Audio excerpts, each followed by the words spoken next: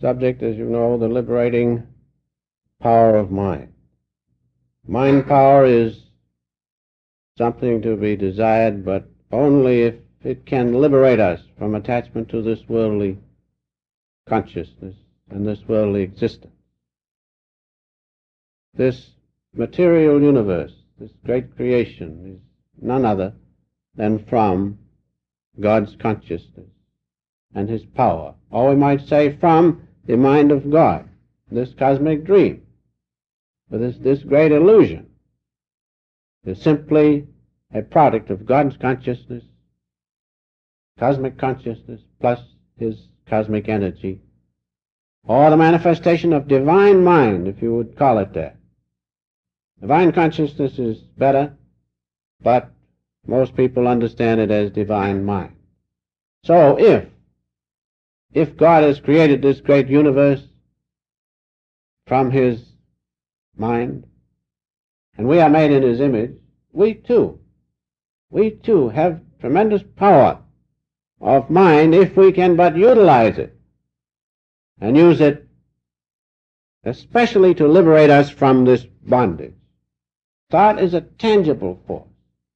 Thought is a force, if one can utilize it, that even the elements can be controlled.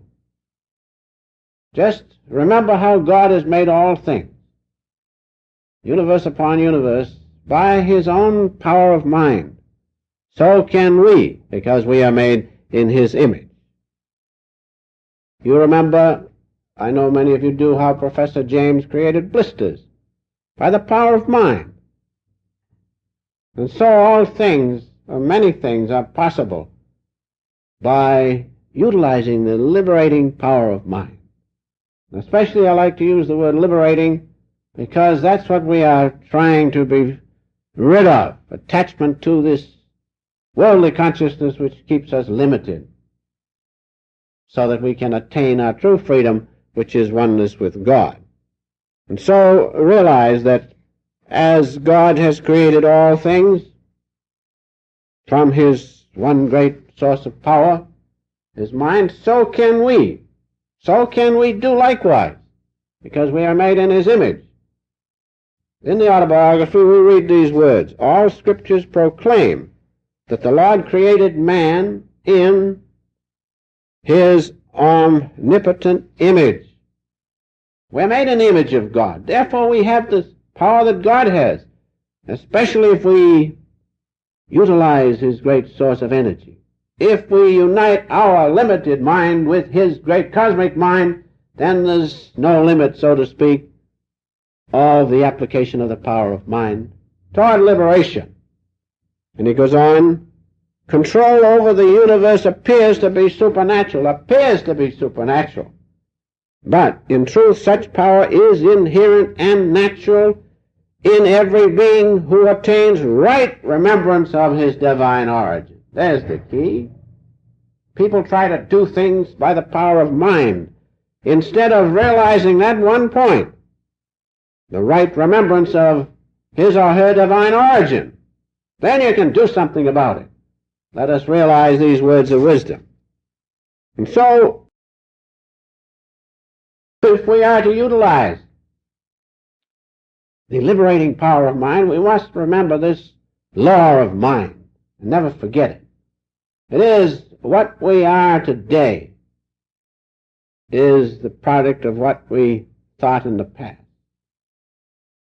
And what we will be in the future will be the result of how we're thinking today.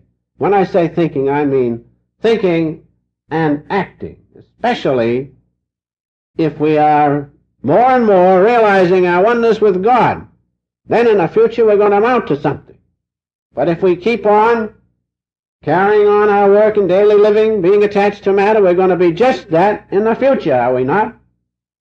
So remember those words in the AY. It depends on our remembrance, the right remembrance of our divine origin. Those are wonderful words. So our bodies, as I have said, are literally the result of the product of our right thinking. Now those of you who are too thin as we listen to the AY, want to get fat, think right. And those of you who are too fat, think right but eat right. Let's not forget the law of calories that I hear so much about. I heard them saying the other day, you know, this costs so much. Costs so much. Costs so much. And I was wondering what the women meant by that. Has so many calories. Costs so much. Butter, so too expensive. Nuts and such things, and chocolate. My goodness, chocolate was way up on the list. Too many calories. So, we must not only utilize the power of mind, but we must use common sense, because we're made in the image of God, and as such, we should realize that and be sensible. So, this brings us to this one important point, is this. That if you are going to utilize the liberating power of mind, keep the mental pattern right. Keep the mental pattern right. Realize that.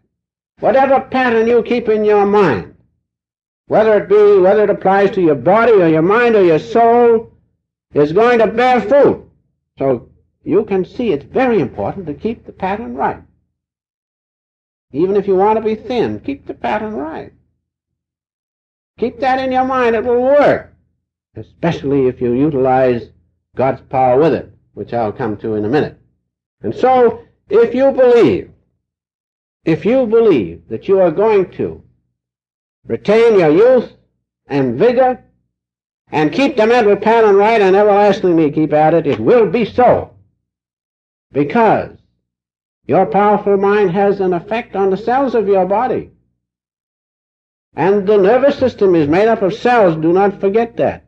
And the nervous system is that which the mind utilizes to carry out its desires. So realize that the cells of your body are under control of that pattern which you keep in your mind. And if you have that pattern to be strong and healthy and avoid sickness and old age, and you keep the pattern right and keep at it, especially if you couple your power with God's power, it will be so. Realize that. And so also in the mental realm, if you believe that you're going to be strong mentally, and you stick to it, keep the pattern right, it will be so. And also in the region of the soul, if you firmly believe that you will be able to overcome soul's ignorance and realize your oneness with God and keep at it and keep the mental pattern right, it will be so. Because we are made in the image of God. And so the important thing to remember is keep that mental pattern right. You look at people, you see them all down in the mouth and no good. Why? Because their mental pattern is just that. And you see others happy, struggling along, trying to do the best they can. They keep the mental pattern as best they can, and they will come out of that. And they will amount to something in the future. So this mental pattern is very, very important. Now, our thoughts, the thoughts which we have, can lead us in one of two directions.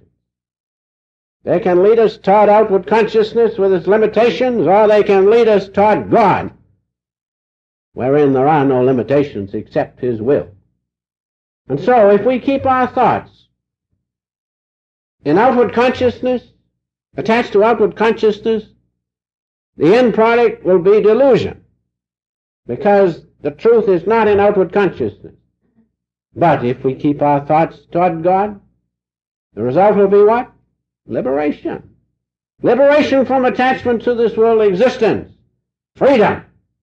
And the great omniscience of God. And so realize that our thoughts play a very important part. And they can lead us either to the slavery of worldly living or to the divinity which is within each and every one of us. We have that power. It works imperceptibly. But you watch it and you'll see people change. Some change slowly, some quickly. But the change will come according to the thoughts which flow through their consciousness. because God created this universe from thought. And so we can, if we keep our thoughts right, especially in God, the result must be toward our liberation from delusion. Therefore, perhaps the greatest point I'd like to bring out this morning is this, that we should realize the spiritual laws which release the liberating power of mind. These are more important than even keeping the pattern right. Realize the spiritual laws which cause the liberating power of mind to be free and to be utilized. Now, the first is God realization. God realization is the greatest thing, because if you keep yourself united with Him, it will release sufficient power within you, mental power, to keep your body, to keep all things, body, mind, and soul, in full health, in full vigor, and make you successful in every way. That's perhaps the greatest thing. It's all right to know the laws of mind, but don't you think it's better to know how to contact God and realize He is in you and doing things? Having Him, surely He can make you healthy and wealthy in all ways, because it is He who is your own consciousness and my consciousness. It is He who has made the laws of mind. And so these spiritual points, I think, are most important. And that's the first one. God realization is the greatest factor in releasing the liberating power of mind. Why? Because God is behind your own mind, my mind. If you can unite your mind with His great cosmic mind, all things are possible according to His will. So that's the first thing to remember. The second great spiritual law is this, that God does listen. God does listen to the appeal of the humble devotee. God does listen. And if you have a weak mental pattern, if it isn't what it should be, if you appeal to God, He will strengthen you, because His source is unlimited, so that your will and desire will be strong. And instead of having a weak mentality, you'll have a strong mind, a strong, liberating mind. Now that's the second spiritual law, that God does listen to us. But finally, this is the most all-inclusive law, is that if you contact God, the high voltage of His holy vibration, the great Holy Ghost, the Comforter, it is that which will change you in all ways, and it will make you work in harmony with God's plan for you in His creation. Realize that if through God contact you can hear His cosmic sound and merge in it, then that high voltage of spiritual vibration of the great Comforter of which Jesus spoke, the great Word, will harmonize all conditions within your body, mind, and soul, so that you work according to God's will and His plan. You see, there's a little difference between just God contact. You have to merge in God so that you are one with the great spiritual vibration, the Holy Ghost. That will harmonize you in all ways as no other force in the universe can. Because in the beginning was that holy vibration, and that was God and is God. So realize that, and I'm sure that if you are in harmony with God's will and His plan, it necessitates a strong, energetic, liberating mind within you. So if you want to increase your power of mind, especially to be liberated from this delusion with all its trouble and everything that goes with it, know God fully. Know Him completely by merging in Him as the Holy Ghost. And if you do that, you will be harmonized in a greater way than any other thing can do. It's all right to know about psychology. It's all right to know about yoga. But it's much greater to surrender yourself to God fully and be one with Him. Then His plan, then His power flows through you according to His will. There's no greater force than that. God's power of the holy vibration, the great Holy Ghost. That's what we should strive for. Not to just contact God once in a while, but to fully merge in Him, fully be one with Him, so that His all-knowing, all-understanding, ever-attentive,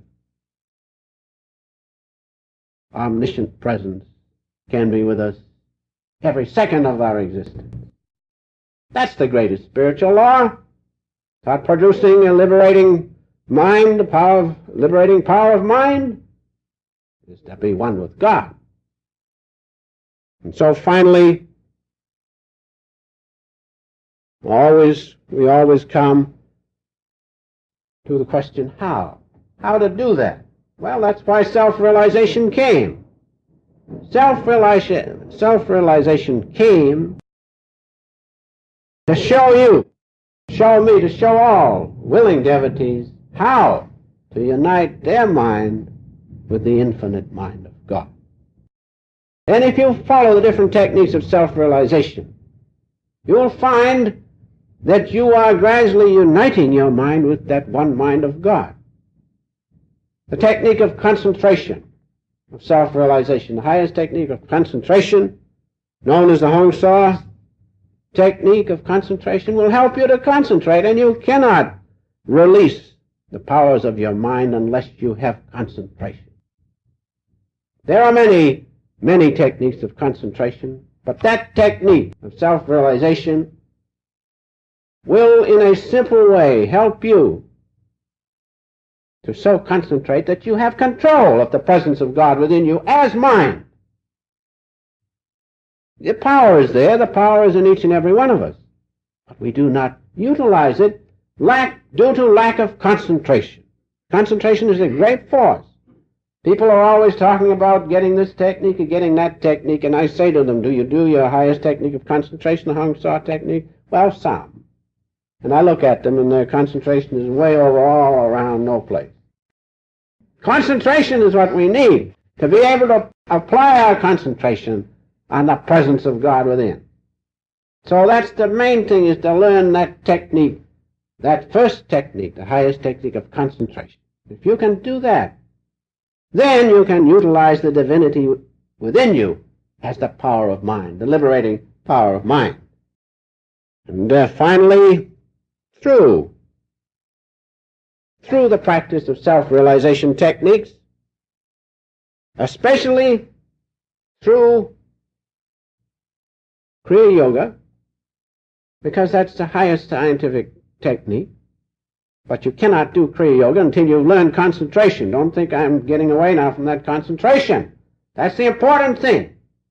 But through the techniques of self-realization, plus, and this is what people do not realize, they think they can sit down and do the techniques and contact God and everything's fine. It isn't. There's one other thing. Through the self-realization techniques and the blessings of God and the Great One. That's very important. We will be able to expand our consciousness from this little body of ego with its limitations to the vast ocean of God's presence. Having that expansion of consciousness wherein we do not feel limited by this little body, we know we're not this little body, but where we feel oneness with the great ocean of God's presence, surely we will attain freedom. Freedom and liberation, because God is free. God is both attached to this dream because He has made it, but one part of Himself He keeps free. And so are we. One part of us is attached to this dream. We have to play it. We have to live it. We have to pass through the motions, so to speak. But the other part of us is spirit. Spirit, one with God. And that part of us is free. Thoroughly liberated. right now, this minute, if we can, through the power of God within us, expand our consciousness from attachment to this little limited vehicle and know, as Lord Shankara said, I am He, blessed Spirit, I am He. If we can do that, then we will have utilized the power of mind to its greatest extent to be free, completely liberated.